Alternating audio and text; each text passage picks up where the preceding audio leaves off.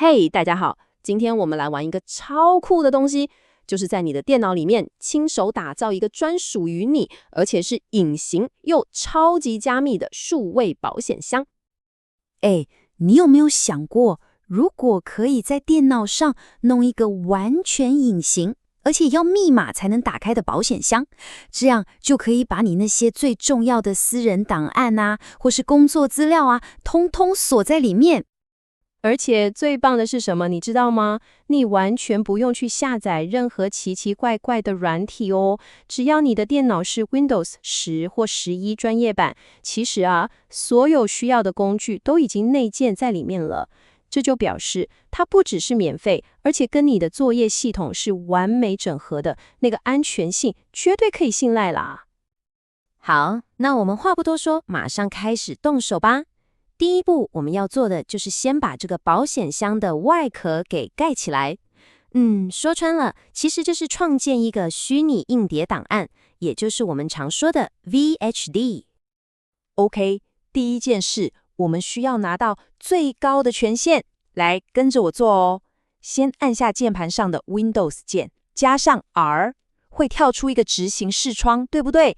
在里面输入 CMD， 然后最关键的一步来了，不要直接按 Enter 哦，要同时按下 Control、Shift 还有 Enter， 这样我们就能用系统管理员的身份来打开命令提示字元咯。进来之后就输入这个指令 Diskpart， 这个指令会叫出一个 Windows 内建超级强大的磁碟管理工具。接下来我们就要靠它一步一步把我们的保险箱给盖起来。好，接下来这行指令比较长，你直接看画面上的哦。这可以说是打造我们保险箱本体的魔法咒语了。我来稍微解释一下哦。你看那个 File Equals 后面，就是你的保险箱档案要放的路径跟档名，你可以自己决定。然后 Maximum Equals 1000，这个就是设定最大容量，这里是1000 MB， 也就是1G， 你可以看你的需求去调整数字。最后那个 Type Equals Expandable， 这个参数超棒的，它的意思就是这个档案一开始占的空间会很小，之后你放越多东西进去，它才会慢慢变大，这样就很省空间，对吧？OK， 档案建好了，那现在呢，我们要告诉电脑说，我接下来的动作都是要针对刚刚那个档案哦，所以我们就输入画面上这一行 Select V Disk 的指令，这就好像你用手指着它说，嘿，就是你，等一下听我的指令动作。再来这个 Attach V Disk 指令就更好懂了。它的作用就跟你把一个新的 USB 随身碟插到电脑上一模一样，它会让我们的作业系统看到我们刚刚做好的那个虚拟磁碟，然后准备好要来用它了。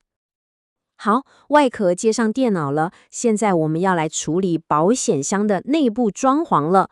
这个指令呢，会在我们的虚拟磁碟里面建立一个主要的储存空间，也就是所谓的分割区啦。有了这个，我们才能把档案放进去。这一步就有点像是在保险箱里面装好架子，把它整理得干干净净。我们用 Format 这个指令，把它快速格式化成 NTFS 这种最常见的档案系统，这样它就准备好，可以让我们整整齐齐的把档案放进去了。再来，我们要给这个保险箱一个门牌号码，比方说 X 槽。有了这个代号，我们就可以在档案总管里面，像平常操作D 槽、E 槽一样，很轻松的找到它。当然咯，这个 X 你可以换成任何还没有被用掉的英文字母。最后输入 Exit， 离开 Diskpart 这个工具。到这里，恭喜你，我们保险箱的硬体部分算是大功告成了，整个结构都盖好了。那接下来就要来装最重要的东西了。没错，就是那个锁。我们要来安装一个高安全性的密码锁。我们要用的就是 Windows 内建最强大的加密工具 BitLocker， 来帮我们的保险箱加上一层可以说是无法破解的防护。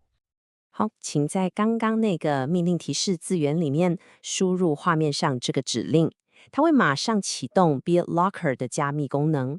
执行之后呢，系统就会跳出提示，要你输入，然后再确认一次你的专属密码。这边我一定要提醒你，务必要设定一组够长、够复杂的强密码，而且千万要把它记好哦，忘了就真的没救喽。好啦，到目前为止，我们的保险箱不止盖好了，连锁都装上去了。那接下来我们就来看看平常要怎么使用跟管理它。这就像是它的使用说明书啦，其实非常简单。你看，主要就是这2个指令，可以说是每天都会用到的。当你用完档案要离开电脑的时候，就用 lock 这个指令把它锁起来。那回来要用的时候呢，就用 unlock 指令。这时候系统就会提示你输入密码才能把它打开。那如果你想让这个保险箱更上一层楼，直接从档案总管里面人间蒸发，达到真正的隐形效果，其实有一个超简单的方法，根本不用打指令，你就把它当成一个 USB 随身碟，在上面按右键，选择退出，锵，它就消失得无影无踪了，超级安全。对了，这个保险箱档案呢，你是可以整个复制到别台电脑上用的哦。不过有时候，特别是在不同版本的 Windows 上，你直接点2下档案，可能会跳出错误讯息。别担心，这很正常。接下来我们就教你，如果遇到这种状况，要怎么手动解决，让它不管在哪台电脑都能顺利打开。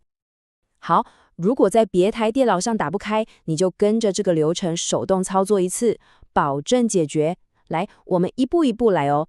首先，一样是进入 Discard 工具，接着用 Select vDisk 指令选到你那个 VHDX 档案，再来用 Attach vDisk 把它挂载上来。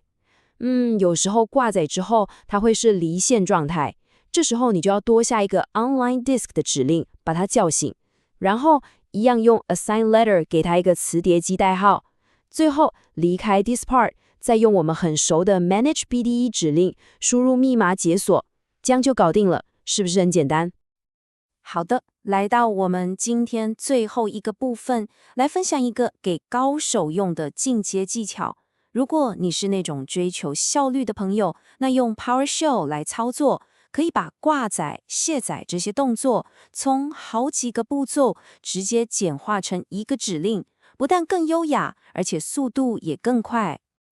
你看，是不是简洁超级多？只要用 Mount VHD 后面加上你的档案路径，就能挂载。要拿掉的时候，就用 Dismount VHD， 是不是超级直观？不过这里有个小小的但是，要用这2个超方便的指令，你的系统需要先安装一个叫做 Hyper-V 的 PowerShell 模组。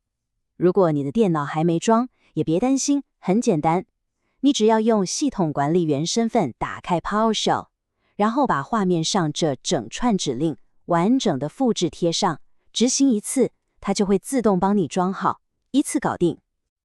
来，最后一个，这算是专业级的终极秘技了。